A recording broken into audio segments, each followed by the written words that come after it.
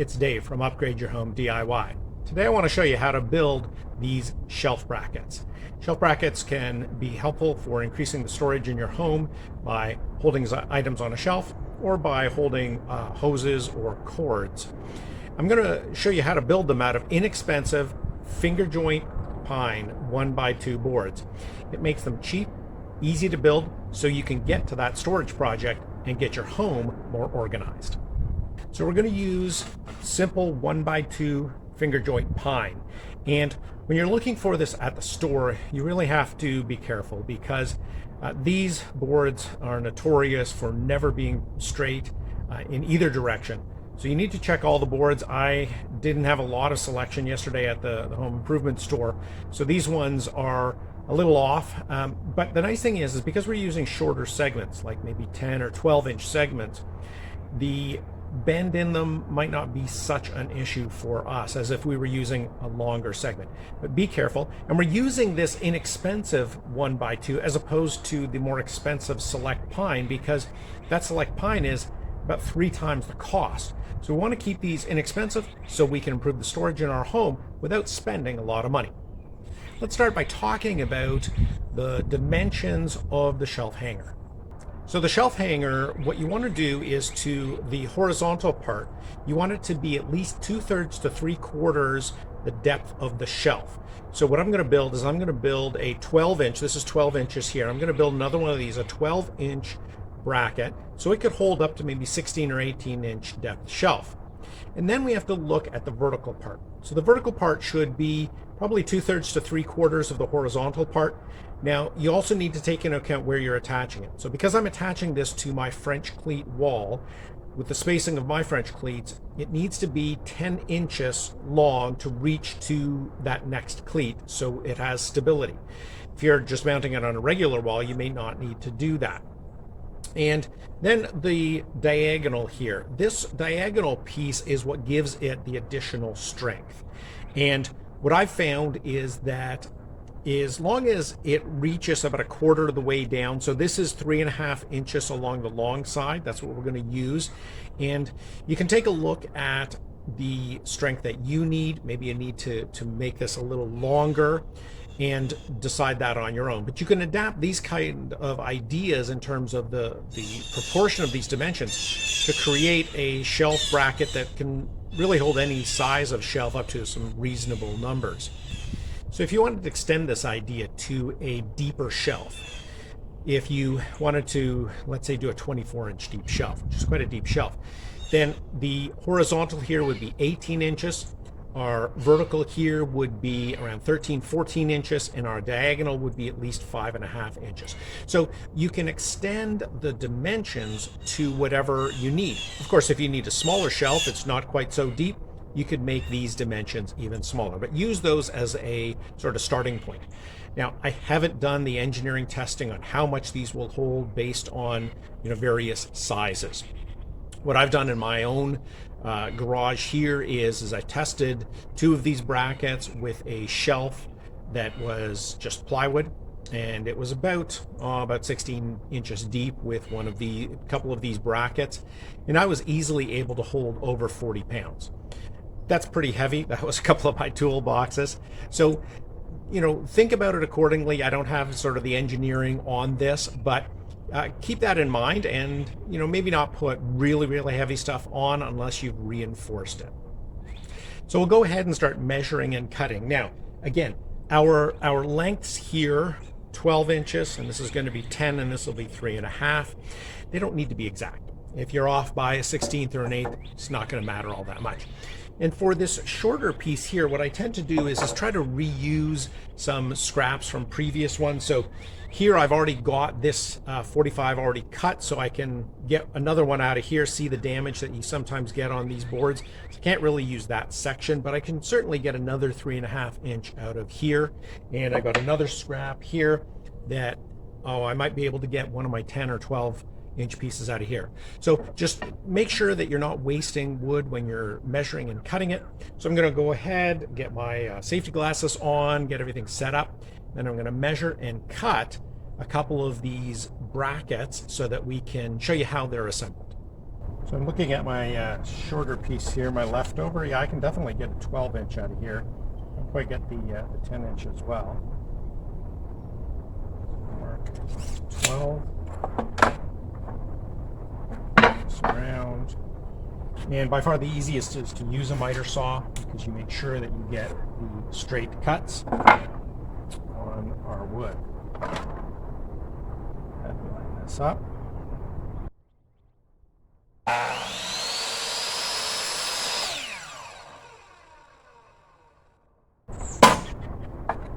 Okay. Our pieces. Now we're going to use a long piece. What I've done here for my workbench is I've created these supports. I'll link to the video where I show you how to create that up in the top corner. So another 12-inch, a 10-inch, and a 10-inch. So again, because it's not exact, I don't have to make sure that this measures here and is exactly the same, which makes it a little easier. So using our supports here.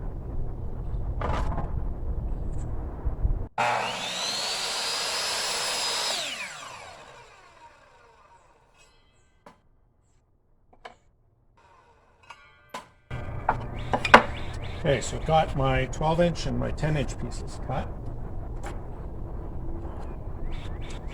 Now I can cut my diagonal. So I need 3.5 inches on the long edge here. And if I hadn't already started with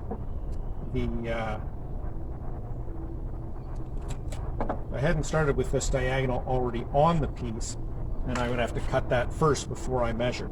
So now what I'm going to do, turn that off, is I'm going to move create a miter cut here, and make sure that my angle is the correct angle.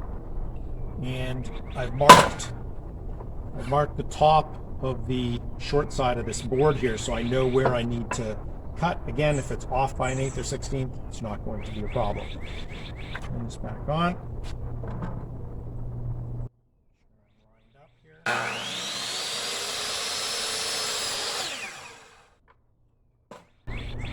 First diagonal. And there we go. So I've now cut all of my pieces.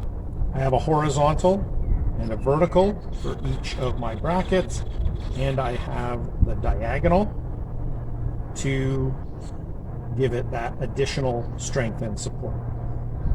So to assemble our shelf bracket, what we're going to need are a couple of trigger clamps, a clamping square. So a clamping square is something you can use to make sure that two pieces of wood are going to be at a perfect 90-degree angle, some wood glue, and a brad nail. And I'm using 1.5-inch brad nails. So what I'm going to do is start by, so the assembly, the horizontal is going to go on top of the vertical, and then we're going to glue that and put some brad nails to hold that in. So the first thing I'm going to do is I'm going to put a little glue on the end of the vertical here, and because it's end grain, you have to make sure that you let that glue sit for about a minute or so that it can absorb into the end grain and still leave some glue to attach to the other piece of wood that you're using. Make sure you also have a wet paper towel handy so that you can clean up any glue that squeezes out. Okay, so I have my glue set here. I'm going to place it against my vertical, and I'm going to put my clamping square inside, line everything up, and then I can use my trigger clamps to hold this in place. And what this does is it makes sure that your vertical and horizontal pieces are going to be perfectly aligned in that square, because you need to make sure that your shelf is going to be actually at that 90-degree angle. So got that all lined up. the glue there. So now I'm going to take my brad nailer. I'm just going to shoot a couple of nails in through here. Don't need too many, I just need a couple of them, because I need to make sure that I'm holding that together as the glue dries. Now that that's done, release my clamps. Set the square aside. And again, make sure that there's no glue that's come out onto your table.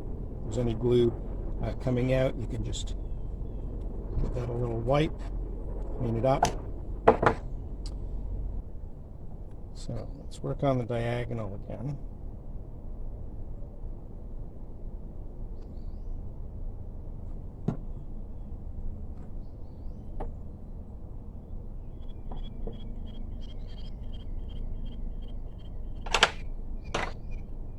Concerned, check to make sure it's square. And while I hold the square, I can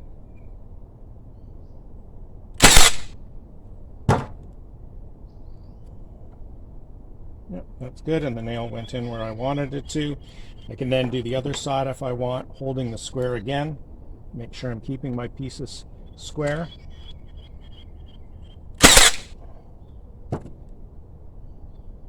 Now I know it's square, I can go ahead and add the second nail to each of these sides.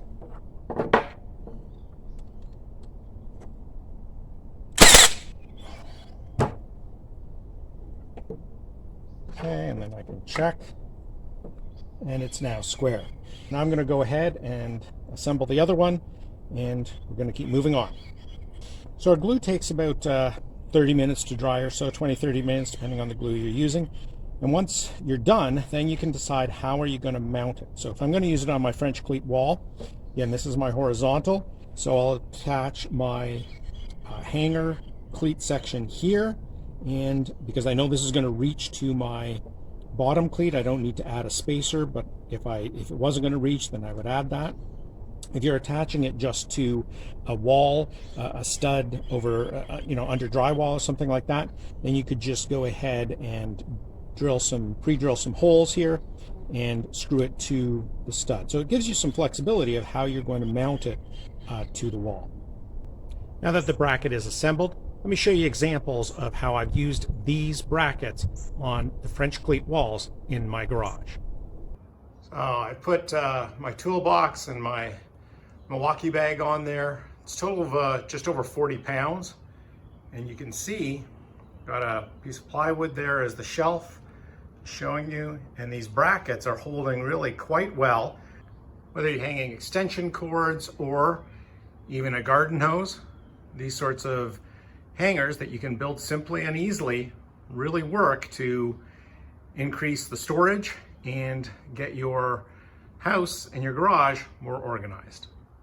You can use a couple of these shelf brackets to create a tool holder to organize hand tools or larger tools in your garage. So that's how you can use inexpensive 1x2 finger joint pine, glue, and brad nails to create these strong shelf brackets that you can use to help organize your home and garage. If you found this video helpful, please click the like button and subscribe to the channel so you get notified when I publish new videos. The information in this video is helpful. Here are some other videos I think you'll also find helpful. Thanks for watching.